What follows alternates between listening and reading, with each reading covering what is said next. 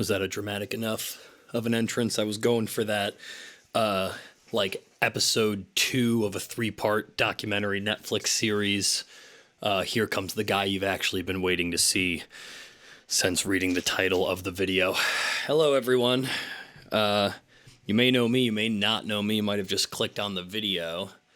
I am Jordan from Poison Noises, and as the thumbnail states, I will be talking about the future of Poison Noises. I'm sure some people who do follow us have noticed that we have not been posting, we have not been around, we have not been doing the thing that we normally do. Which I'm sure came as a shock to some people. I definitely got some questions, mostly why is the website down? That's been the number one question I've gotten from people on Instagram or email or whatever, which is honestly a good thing, right? Because that means that people are going on the website still, even though we haven't been posting anything. Ultimately, I guess that's a net positive, I suppose. But a lot has happened. We've been kind of on maybe a handful of times in the past 2 years. But 2 years is a long time for a company that's only been around since January of 2020. So I wanted to fill everyone in with what's been going on, in my life and why I might not have been involved in social media as I had in the past. So let's do a quick run through some of the things that have happened in the past 2 years. So I tried to launch a music live stream that was pedal focused. I did 1 million pedal collabs with local bands, launched a new brand, discontinued that same brand, closed Poison Noises headquarters, sold my Buick, moved to DC, became a dog dad to the best boy in the world, sold a telly, bought a Bass 6, that's behind me right now. Finally discovered the magic of high gain amplifiers. You think being the pedal guy, I would have figured that out quicker. Had 3 surgeries, got 8 fillings, had my brain repeatedly stimulated with a giant electromagnet. That was pretty weird. Got diagnosed with depression, anxiety, and autism. Those all kind of came as a big surprise. Basically stopped drinking altogether. Have gone on and off a total of 19 prescription medications. Lost 40 pounds, gained 20 pounds back after the 3rd surgery, then lost it again. Traveled to London, Paris, Vienna, Copenhagen, Stockholm, Amsterdam, Bratislava. Went to an insane amount of concerts in all that time. Got a whole bunch of new tattoos. And got married to my best friend by Elvis in Las Vegas. So it's been a pretty eventful past 2 years altogether. And I appreciate everyone that kind of stuck with us and was still supporting the company during all that time where we weren't really posting anything or making anything new. But the fact of the matter is I've been really busy and didn't see a lot of that coming. Most of what I just said came as a pretty big surprise, even the good stuff. So it hasn't been an all bad thing. But, like I said, I'm kind of in a new place now.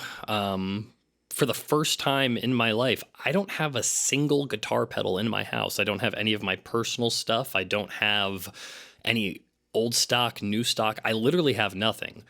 Still got all my guitars and amplifiers, like I said. But that being said, that's a pretty big change for me. Now, I started phasing out other people's pedals as I started building my own because I build the stuff that I like. And sometimes I am lucky enough to have people agree with me on that. And then they purchase those pedals. And then I'm able to afford to eat and keep buying guitars. So that's been pretty great. But as it stands right now, I don't really know what we're doing. I don't really know what the plan is for the future. I've had a lot of time to think about it. I've had a lot of advice from some other titans of my industry who have been very supportive through all of this, and I've definitely been lucky to have that avenue. But ultimately, things looked pretty bleak for a while. And, part of that is the economy. Part of that is me just not really being able to get a bead, I guess, on what people were interested in. I was still making stuff that I liked, and that was doing okay in my local scene. But then even then, people I knew weren't buying as much, and the stores weren't buying as much. And there was a big period of self-reflection there of how much of this is me, how much of this is things outside of my control. It kind of sent me into a spiral a little bit, as I think you could imagine. And so we're kind of, in lieu of trying to look at things in a more positive light, I'm just trying to do the things that I know I can control, like telling you guys what's going on. And I think this is going to be something I continue to do regardless of the the amount of pedals we're putting out or whatever. And I'm still just trying to get my bearings for it. I said for the longest time, I never wanted to be the face of Poison Noises. It kind of looks like it's turned out that way anyways. The joke always used to be I was the hands of Poison Noises, because it was just me doing the instructional videos over a tabletop and you never actually had to see my face. But I guess suppose now that they have tattoos on them, it's not as ambiguous as it once was.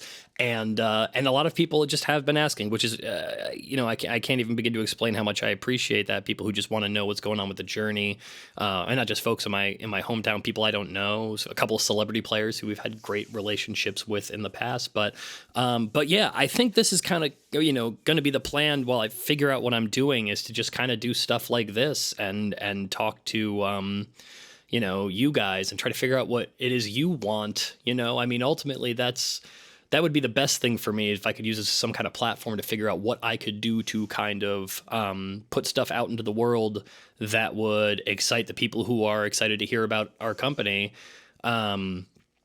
And I just, I'd love to have a better beat on that. I would love to, find those things, find how to achieve them. And above all else, make them affordable. That's kind of been the scary part through all of this right now. Obviously there's tariffs on stuff coming from China and Taiwan and everywhere else in the world. That's kind of impacting everyone in the industry right now. There's like a 25% tariff on semiconductors alone. As you can imagine, that's pretty much everything we need to make guitar pedals, and just about everything else in the world right now. And I just kind of want to do, I guess, I don't want to say the more low risk stuff, but I just want to do something that I know is viable. And so I'm not leaving people in the dark again with everything that's been going on. Long story short, Poison Noises is not done. It's going through a lot of changes right now. Not changes so dramatic that we won't be making guitar pedals anymore. That's still very much going to be a part of what we do, as that's pretty much the only thing I've ever been good at that I actually enjoyed doing, I think. That includes guitar playing. But I need to kind of figure out what that looks like in the future. So while I'm doing this, hopefully I kind of get a better bearing of how to be on camera and how to be that person.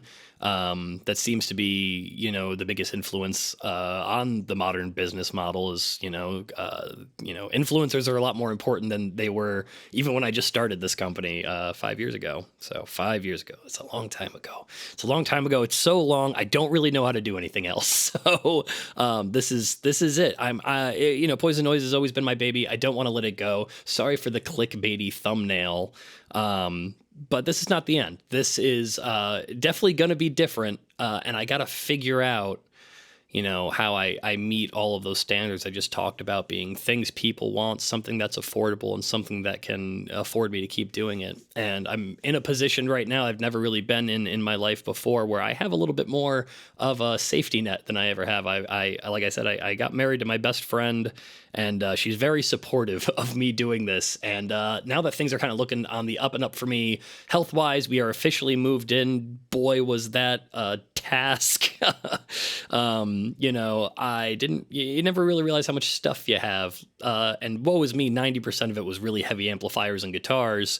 But when you're moving that halfway down the country, you start thinking about how many you actually need. The answer is still just one more for anyone that's asking. But yeah, I guess to kind of wrap this whole thing up, thank you everyone who was, asking where we are and what we're doing. And yeah, I hope to keep you guys updated. Thanks for tuning in.